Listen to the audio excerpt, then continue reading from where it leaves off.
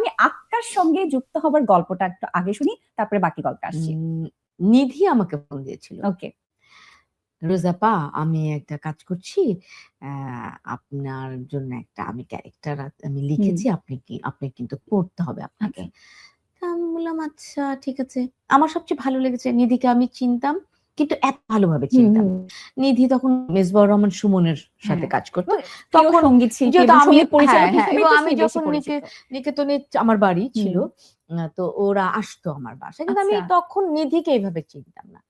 মানে নিধির একটা জিনিস আমার ভালো লাগলো যে একটা ছেলে এত বড় একটা ভালো মিউজিশিয়ান, সে নাটক বানাচ্ছে। বা এটা দেখো, বলে না যে বৃক্ষ তোমার নাম কি, ফলে পরিচয়। আমার সবচেয়ে ভালো লেগেছে যে নিধি আমাকে ফোন দিয়েছে।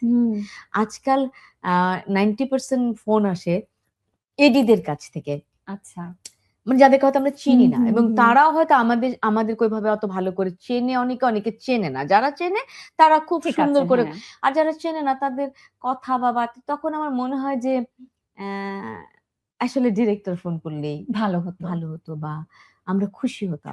কারণ আমাদের দিন দিন বয়স বাড়ছে, আমরা এত বছর ধরে একটা জায়গায় কাজ করছি, ওই রেসপেক্টটা আমরা আসলে চাই, আমরা আমাদের ভালো লাগে। মানে আমাকে কয় টাকা ও আমাকে পেমেন্ট করছে, ওই টাকাটা দিয়ে আমার মেধা বা আমার কাজের মূল্যায়ন তো করতে পারবে না, কিন্তু ওর ব্যবহারে কিন্তু আমার কাজের মূল্যায়নটা হবে। এবং আমি খুব ইমপ্রেস যে নিধি ফোন করেছে, দেন আমি বলেছি হ্যাঁ আমি করব। আমি এসেছি, আমি গিয়ে দেখি পুরো টিমটাকে আমি চিনি, বিকজ নিধির মানে রাবার আমি চিনি, রাবার বাবা মাকে আমি চিনি। আমি তখন জানতাম না যে এইটাই সেই রাবা বলছে আন্টি আপনি আম্মু আব্বুর সাথে আপনার ছবি, সেদিন আপনার এখানে ছবি, তুমি তখন মনে হয় পুরো টিমটাকে আমি চিনি। একটা সময় আমি খুব জ্বালিয়েছি শুটিং এর মধ্যে, কারণ আমি সারাক্ষণ হা হা হি হি করে হাসি। আপনি তো জমিয়ে রাখেন সবসময় আড্ডা, হাসির চোটে। আর হায়াত আঙ্কেল আছে, সাবিরিয়া আপা আছে, মৌসুমী আছে, মানে তো আমরা অনেক দিন পর কোন একটা নাটকে আমরা পুরনো এতগুলো মানুষ একসাথে হতে পেরেছি। এবং আমাদের তো বড় হয়ে ওঠা একরকমের স্কুলিং আছে।